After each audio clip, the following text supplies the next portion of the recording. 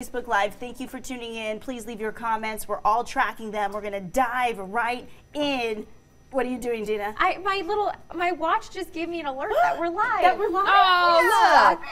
That's adorable. This is what you should do. Follow ABC 10 so you get the notification every morning. Go do It's nice to know that Apple thought of a way to alert people that you're on the internet live these days. Right. Just so you know. That's wild. We'll take it. Okay, we're also going to take you right to this first story. Helicopter parenting, Dina. Go right in. Helicopter parenting. You may know one, you may be one, you may be one and not realize that you are one. But that phrase is typically reserved for those parents who are a little overzealous about their parenting with their kids. Some people say maybe you are a little bit more on a tightrope with your kids and you want to make sure you know exactly where they are at all times and you don't want them to go to a friend's house because you want to monitor what they're doing at your house.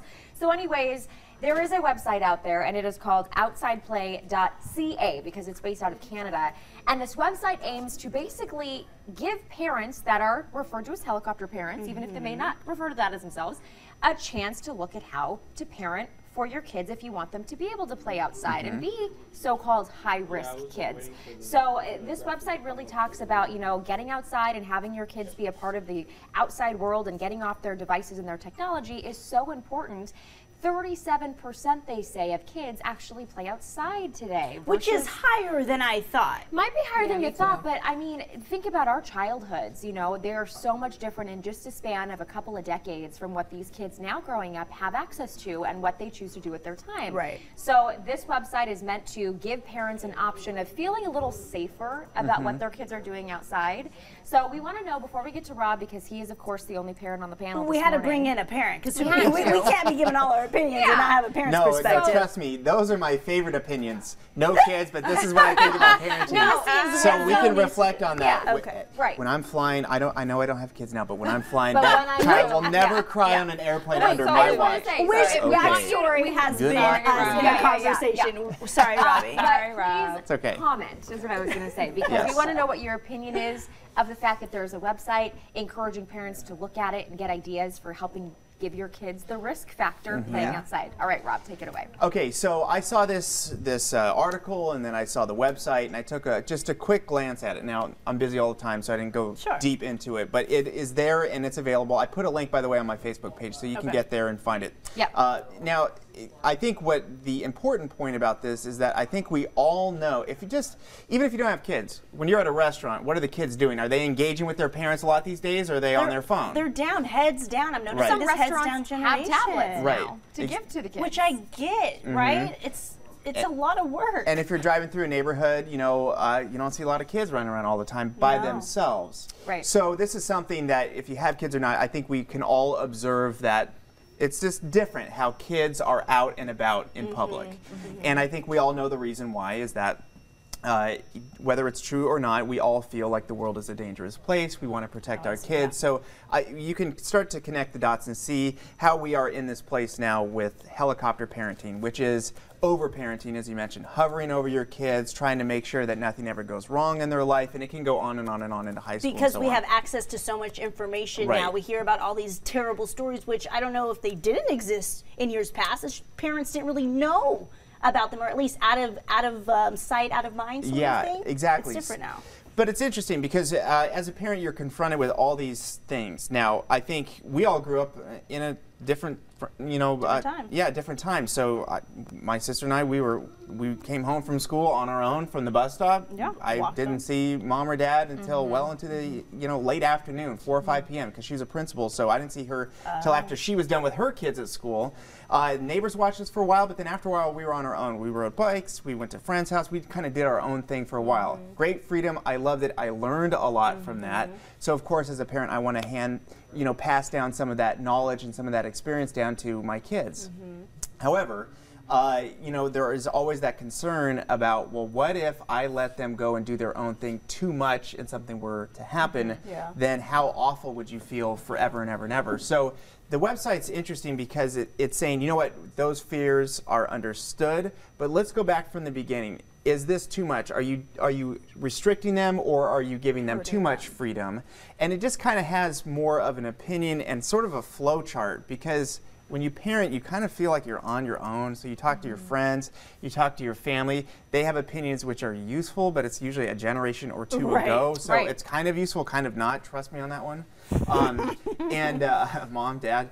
So I think it's good to sort of reference it. And one of the things that it talks about is, you know, it's okay to like let your kids climb trees. Yeah. It's okay to let them go on the playground on their own, because they have to kind of get into trouble a little bit and then try and figure their way out of it. Right. Well, let me point out something else too, because helicopter parenting doesn't necessarily mean safety or letting your kids play outside. I used to, years ago when I lived in New York, I used to work at an investment bank in campus recruiting. So we recruited kids in college, whether you were looking for an internship or right after graduation. And we had a situation where a woman tried to interview for her son because he couldn't be there for the interview. Like in place of him? Yes, she showed up. He couldn't make it because he had another obligation, and she was like, well, he's not here, but I'm representing him. He can come at a different time and he can actually interview, but I'm going to sit in for him and I want to interview for my son, which is, at that point, this was in the mid to late 2000s. Everybody on the team and everybody in the bank started talking about helicopter parents, because you hover down whenever you think your child needs you, and then you pop back up. So she showed up for the interview on his behalf. Another instance, this happened all the time. Parents will call for their kid to talk about housing. I'm so-and-so's dad, and I want to talk about where he's going to live and what's going to happen, whoop-de-woo. And as an employer, you can't talk about the employee to another party. So it was very difficult for some parents to understand, sorry, sir or ma'am, I can't talk to you about your son's job. Your son needs to call. But parents were adamant about wanting to know everything and be hands-on, and I want to know what you're going to be doing every day from 8 to whenever he gets off work. So helicoptering doesn't necessarily even mean safety. It's just straight up, even and going into the adult world, which is scary. I'm curious to know what happened to those potential employees. Did they ever get hired? No, he did. No. Yeah. Right, so it was not helpful. It was not helpful at all. We did not interview her. Sorry, ma'am, you can't interview for your child. But at that point, it becomes, in the eyes of the employer, oh, you're going to be a problem. Like, this is going to be a problem. You don't have independence. You clearly couldn't be here, so you thought it would be okay. And it's an investment bank. You can't, if your mom's coming, you can't work here. No, no. Now, we're getting a ton of really good comments, so I want to bring some of the viewers into this. Glenn R. Cook, hi, thanks for being with us. He says, helicopter parenting depends on where you live. If I lived in a mosque area, I would watch my daughters like an eagle as an infidel. And then there's also this person who, Tom says, strict parents raise sneaky children, enough said.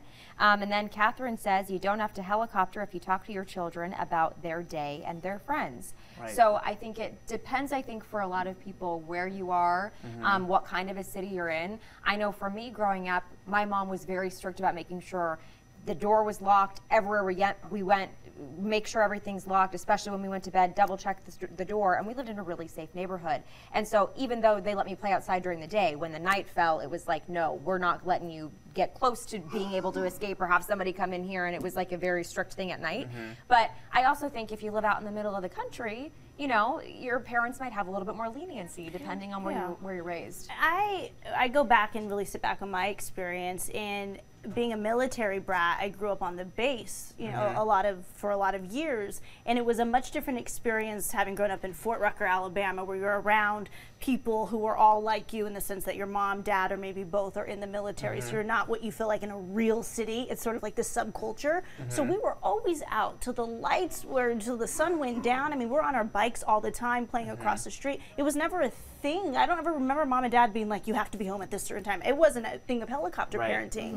And this was, throughout the 90s. And then I came here to California, in Southern California, and again, we were still outside. I feel as though I was that last generation. It was before MySpace, it was before Facebook and Instagram, but yeah, we were always outside. No real thing as helicopter parenting. My parents were more, you can do whatever you want until you give me a reason to not trust you. But again, it goes to the kids. We never gave them a reason, to not trust them. So I get that. I feel as though I might be a little bit of a helicopter when I'm a parent, because you know a lot of information. You want them to be like, you're growing up in this world where we were talking about, Cornelia, yesterday with Mother's Day and Facebook, and how it was this like competition with everyone posting about their mother and how wonderful and how many pictures and videos and cool emojis you can add. Everyone's sort of at this competitive level, more so than ever. And when it comes to parenting, how good can you parent? Okay, yeah, you want to talk about Facebook and parenting. There's a huge, I mean, parents are very judgmental against other parents, whether we think we are or we're not. We always will just sort of survey the situation, be like, wow, they need to get a handle on that. Compare it to yourself. Or like, dang, I wish my kid was that well behaved. I mean, you end up subconsciously involved in this world where you're trying to compare your kids to their kids, because actually what's happening is that you're trying to see where your kids are compared to other kids, because you're trying to prepare them for the real world. So how they're interacting with the world around them, and if it's going well or not, you're trying to figure that out, because they're among their peers getting older, and then their young friends now is going to be their competition for jobs and their friends and family, you know, going forward in the future. So Facebook is a great thing, but it can also be and we have a story now about Facebook moms and the insecurity it brings for new moms, because you are given this, you know, platform on social media of people who are posting about their daily lives, and in many cases they're only posting the really great moments, and so these new moms edited are lives becoming insecure. And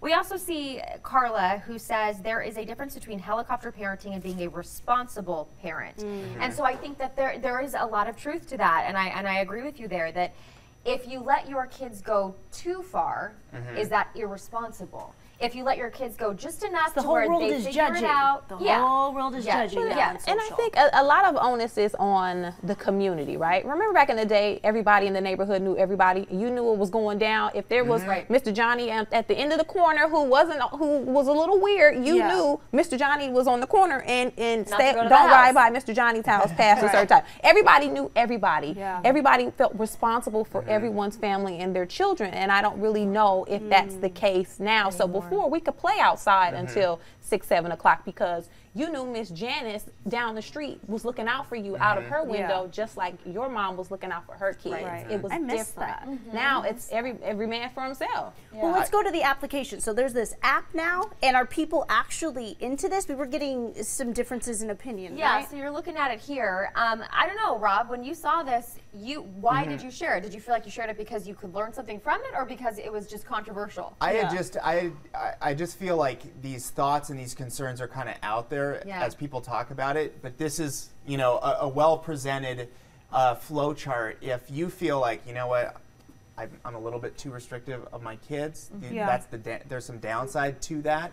What is, I don't even know, like, what's acceptable, what isn't. What's a scary thing? Is climbing a tree a bad thing, or is it a good thing? And what about if they're playing, you know, with with a little knife or whatever. I mean, now I know that sounds scary, but you know, sometimes kids play with little butter knives. If they're 8, 9, 10, or if they're a Boy Scout, you know, you learn about knife safety and things like that. So anyway, and yes, let me just say this. This is a Canadian website, okay? And so, United States and Canada, there are some differences, but there's a lot of similarities as well. My dad is Canadian. I've been to Canada a million times. There are differences, but there's also similarities. So don't just discount it because it's Canadian, but just know that that's just some perspective. And the chapter 1, there are 3 chapters, and they lay out a couple of different video messages basically on how to help you parent. Their first chapter says, think of a child. So it actually suggests, do you ever struggle with letting your child take risks and have the same play experience that you had, which is what we kind of started with in the beginning. And then it takes you through, okay, so here is how this might benefit you if you're that kind of a parent, where you really want to remove the technology or add those experiences outside, but you don't quite know how, and to balance it with the friends. I'm glad we're here. I'm glad there's an app for it, honestly, for this next generation of parents who we always talk about that. Oh God, I miss the days. We were the last generation that went outside. Well, you know what? Now let's start that conversation. It's okay to go back to that. We experimented for the last decade and a half. We experimented with this technology. We know it. Okay, now how do we get back to our roots? So I'm glad there's an app, whether you love it or hate it. Our moms and dads and grandmas are going, they need an app. They need an app to teach their kids how to be kids. Well, guess what? This is where we're at. We also know how to operate 1,000 things at one time. And one of the final points, because I know you guys want to move on to something else, is that the whole point of this is that the whole point of parenting is that you're just trying to get your kids ready for the real world. So that they're smarter, they've got more book sense and street sense at the same time, because in this competitive world, they cannot be scared of everything. They can't do it. They've got to think on their feet. They've got to be able to take on risk. They've got to solve their own problems. They've got to figure it out on their own. And a lot of those life skills are learned by climbing the tree a little bit too high and figuring it out on your own. And maybe falling. And then what do you do from there? Yeah. And I know a lot of you are commenting. We can't get to all of them, but we'll come back at the end and we'll chime in on some of your comments later because I know we got to move on.